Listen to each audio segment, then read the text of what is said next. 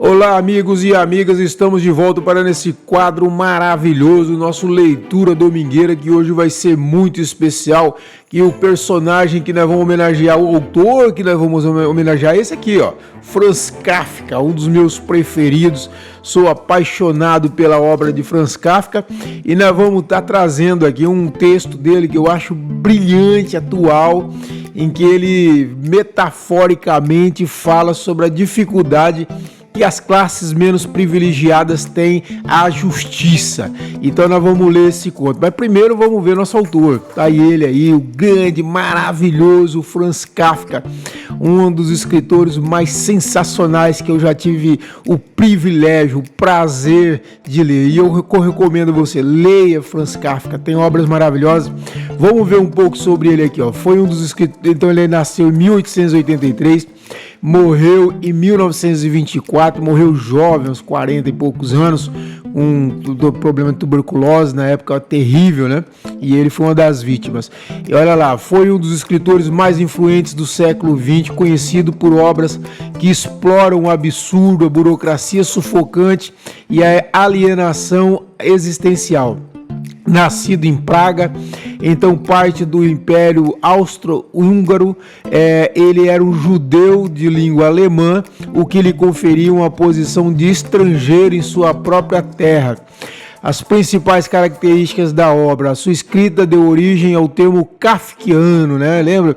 A metamorfose que nós temos aqui, a primeira obra, que o Gregor Samsa, ele acorda transformado numa figura monstruosa, né? Tem depois todo o boom do latino-americano lá na frente, com o realismo mágico, e não tenho dúvida que eu acho que o Kafka tem muito disso, né? Muito de inspiração nesse movimento grande que nós tivemos na América Latina, com nomes maravilhosos como o meu maravilhoso, gigante, enorme Gabo, né? Gabriel Garcia Marques.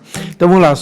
Sua escrita deu origem ao termo kafkiano, usado para descrever situações surreais, labirínticas e opressoras. Suas obras mais famosas incluem a Metamorfose, de 1915, a história de Gregor Samsa, que acorda transformado em inseto monstruoso, O Processo, que é póstumo, narra o pesadelo de Joseph K., preso e julgado por um crime que nunca lhe é revelado. O Castelo, também póstumo, explora a frustração de um homem tentando acessar uma autoridade inalcançável. Carta ao Pai, um texto confessional que revela sua relação traumática com a figura paterna opressora, ok? E olha, isso aqui é muito importante. Kafka publicou muito pouco em vida. Antes de morrer de tuberculose, pediu ao seu amigo Max Brod que queimasse todos os seus manuscritos inéditos.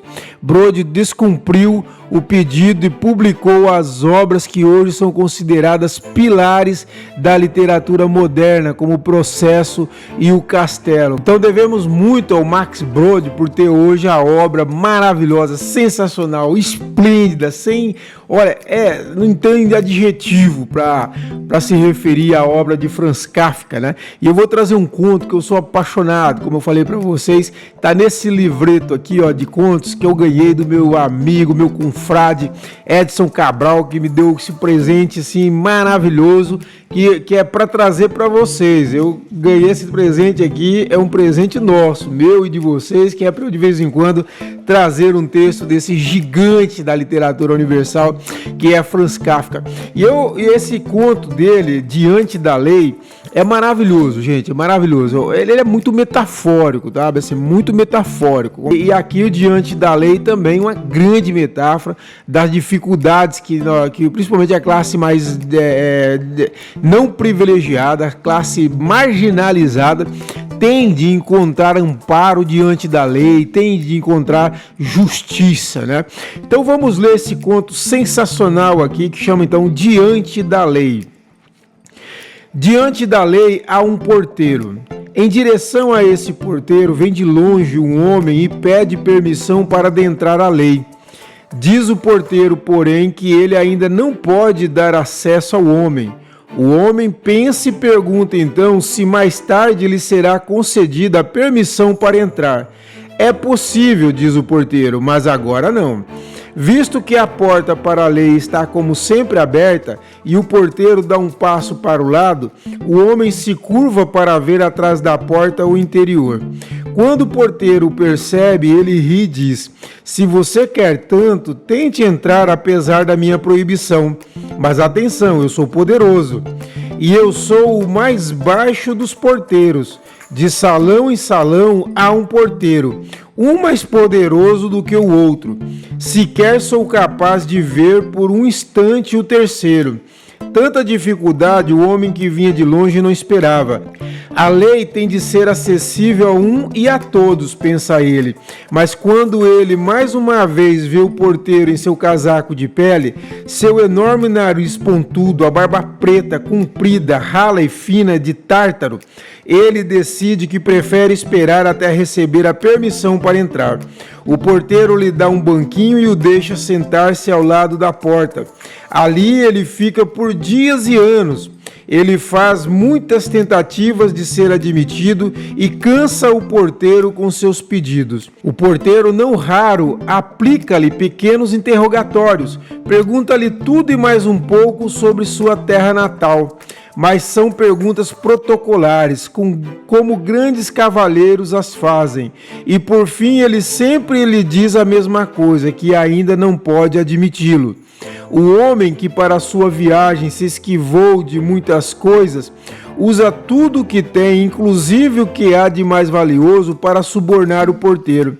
Este aceita tudo, mas então diz: eu só aceito para que você não ache que não fez tudo. Ao longo de muitos anos, o homem observa o porteiro quase continuamente. Ele esquece os outros porteiros e este primeiro, ele se lhe parece, então, o único obstáculo para o acesso à lei.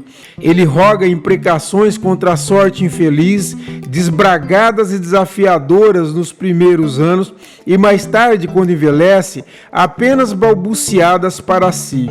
Ele se torna infantil e, uma vez que em seu estudo de anos tomou conhecimento inclusive das pulgas da gola de pele do casaco do porteiro, pede também a elas que o ajudem e convençam o porteiro.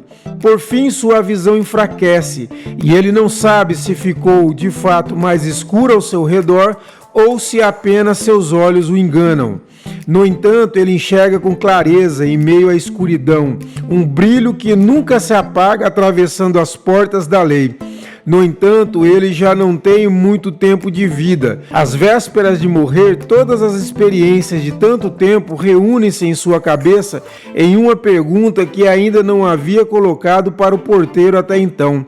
Ele acena em sua direção, uma vez que seu corpo enrijecido não pode mais se erguer.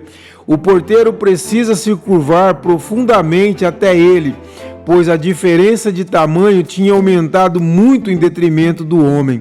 O que você quer agora? Pergunta o porteiro. Você é insaciável. Todos buscam a lei, diz o homem. Como ocorre então que em todos esses anos ninguém além de mim pediu para entrar? O porteiro reconhece então que o homem já está perto de seu fim e, para vencer sua audição pouca, berra.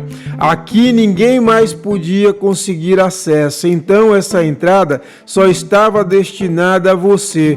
Parto agora e fecho a porta. Que sensacional!